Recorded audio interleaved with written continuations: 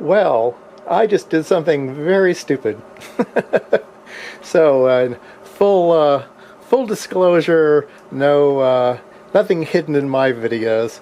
I will tell you when I do something really stupid.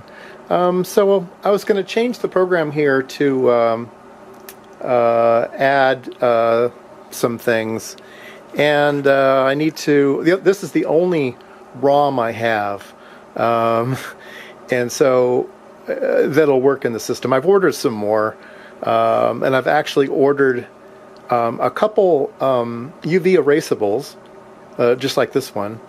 And I've also ordered some electrically erasables that I believe are pin compatible, so that will be interesting.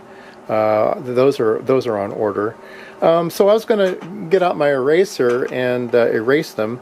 And like I said, I don't have the wall wart any longer for this thing. It needs 24 volts. I probably have one somewhere. I have to go look for it. But it needs 24 volts. And so I used my power supply, my bench power supply.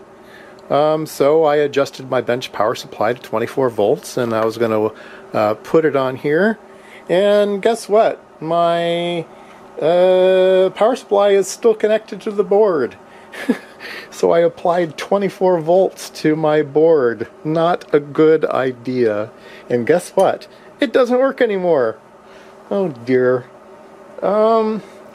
So some of the good news, there is no good news. I blew up some parts, but it could have been worse. So I did overvoltage the plus 12 volt supply.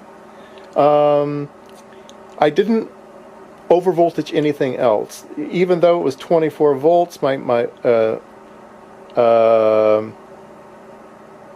It's not used that many places on the board. Okay, so my plus 5 didn't get overvoltage, and that does most of the things. My minus 12 and my minus 5 that's derived off of it didn't overvoltage anything. So the only thing that got overvoltaged was the plus 12. Now, like I said, not many chips use the plus 12. The 8224 clock generation chip is one of those that does use the plus 12, and it generates plus 0 to 12 volt clock signals to the 8080. And we've looked at that on oscilloscopes before. It generally runs around 0 to 10 volts after it gets through the chip. This 8224 is busted. It no longer supplies a valid clock to the 8080. The other 8224 that's kind of down over here, that's the bus one, it survived. So that's interesting. So when I was working on the IMSAI 8080, I had ordered some Russian parts. You can't find these Intel parts any longer, but Russia cloned that part. I don't remember what the part number is. It's very strange, a Russian part number, but it is a complete clone of the Intel part. So I believe I actually ordered quite a few of those, but I can't find them. I have no idea. I've scrounged everywhere. I cannot find them. So I've ordered some more. They were like $8 for 20 parts. Yeah, so I went ahead and bought some of those. So the other place that the 12 volt is used is on the 8080. And I don't have any extra 8080s laying around, so I ordered a couple of those. They were like $2.50. So, okay, be good to have those around the house anyway. So, ordered a couple of those. I believe those are the only two parts that could go bad on this thing. There may be a plus 12 used in the RS-232 signal generation, but I believe that's probably done with discrete parts, if I'm not mistaken. But there may be something that's blown up in the RS-232 section 2, but we'll get to that later.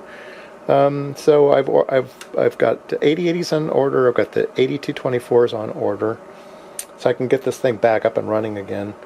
I'll go ahead and put this on a socket when I get the other part. I was thinking about moving, since this one's not blown, I thought about moving them over, but I just don't want to do any more damage to the board, so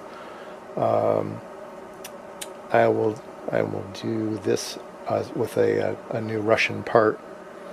And then I think we'll be up and running again. So this is the clock this is the bus clock. That 8224 is working just fine. There's some short pulses and there's some longer pulses, that two-phase clock. And then if I go over here to the 8224 that's supplying the 8080, I get that, which is nothing, and I get that, which is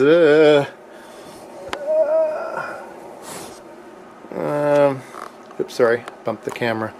Which is that, which is an inverse of something or other.